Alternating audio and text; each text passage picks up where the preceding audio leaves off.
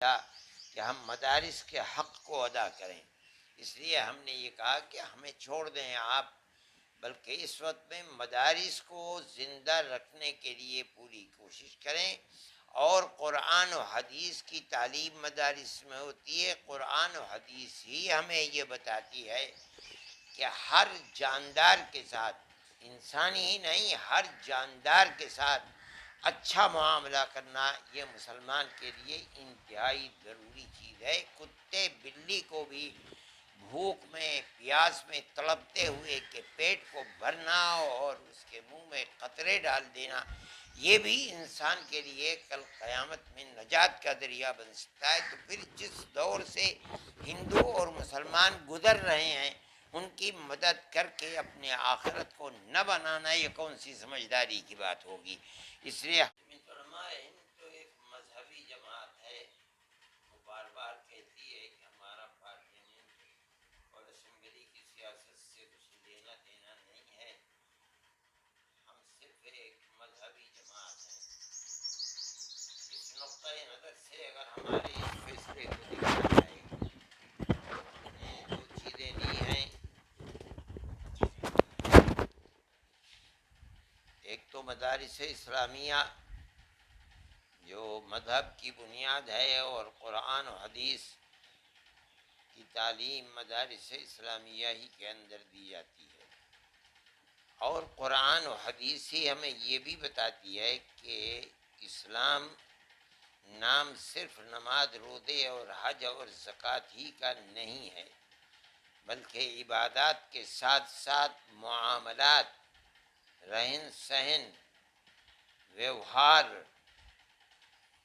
یہ بہت بڑی بنیاد ہے۔ اتنی بڑی بنیاد ہے کہ اگر اس دنیا میں کسی آدمی کا ویوہار، رہن سہن خراب ہے اور وہ دوسروں کے حق کو ادا نہیں کرتا، تو اس کا خطرہ ہے کہ کہیں کل قیامت کے دن اس کا روزہ، نماز، حج سب اڑ نہ جائے، بیکار نہ ہو جائے۔ اس لیے انہی چیزوں کو سامنے رکھتے ہوئے ہم نے مذہب کی تصویر کو پیش کیا ہے کہ آپ ہمیں نہ دیں۔ جمعیت علماء تو انہی مدارس سے نکلی ہوئی جماعت ہے۔ ہمارے بزرگ جنہوں نے جمعیت علماء کو بنایا ہے، وہ دارالعلوم دیوبند اور انہی مدارس سے پڑھے ہوئے لوگ تھے۔ اس لیے ہم نے اس وقت میں یہ ضروری سمجھا کہ ہم مدارس کے حق کو ادا کریں، اس لیے ہم نے یہ کہا کہ ہمیں چھوڑ دیں آپ، بلکہ اس وقت میں مدارس کو زندہ رکھنے کے لیے پوری کوشش کریں،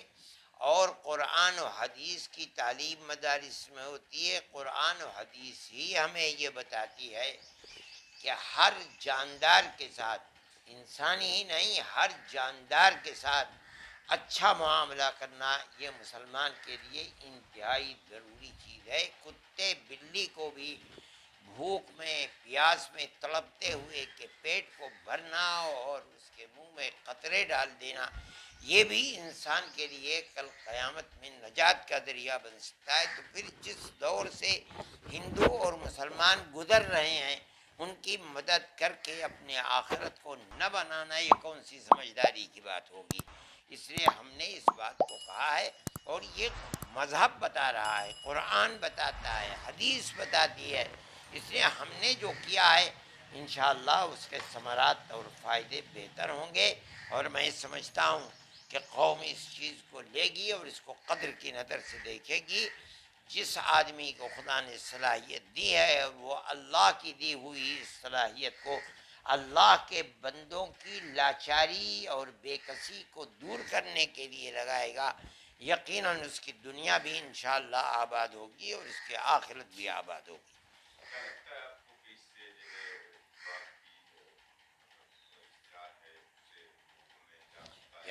یقیناً میں سمجھتا ہوں کہ اللہ کے بندے جو ہماری مدد کیا کرتے تھے، ہم نے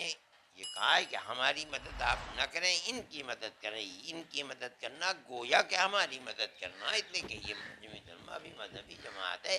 اور ہم نے اس کی طرف توجہ دلائی ہے کہ قطع نظر اس کے کہ وہ ہمارا ممبر ہے یا نہیں ہے، ہمارا خیر خواہ ہے یا نہیں ہے، ہماری مدد کرتا ہے یا نہیں کرتا ہے، لیکن اسے خصوصیت کے ساتھ مدارس اسلامیہ کے ہاتھ کو پکڑنا چاہیے، اور اس ملک کے اندر جو تنگ دستی اور پریشان حالی ہے، اس پریشان حالی کو دور کرنے میں جتنا کام کر سکتا ہے اسے آگے بڑھ کر کام کرنا چاہیے۔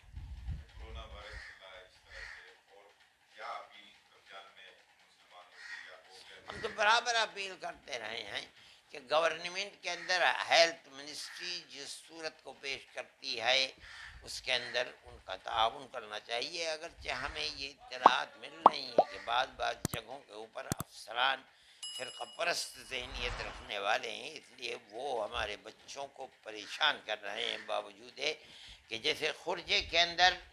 ان کی رپورٹ نگیٹو آ چکی ہے، لیکن اس کے باوجود بھی چھٹی نہیں دیتے ہیں، کہتے ہم دوبارہ اس کی جانچ کرائیں گے۔ میں سمجھتا ہوں کہ یہ ذاتی ہے، اور گورنمنٹ مسئلے میں یکے بعد دیگرے روزانہ سہولت پیش کرنا چاہتی ہے، لیکن یہ فرقہ پرست ذہنیت ہے جو مسئلے کو الجھانا چاہتے ہیں۔ ہم اس کے مخالف ہیں، لیکن ہم اس وقت بول نہیں رہے ہیں، اس لیے کہ ملک جو ہے ایک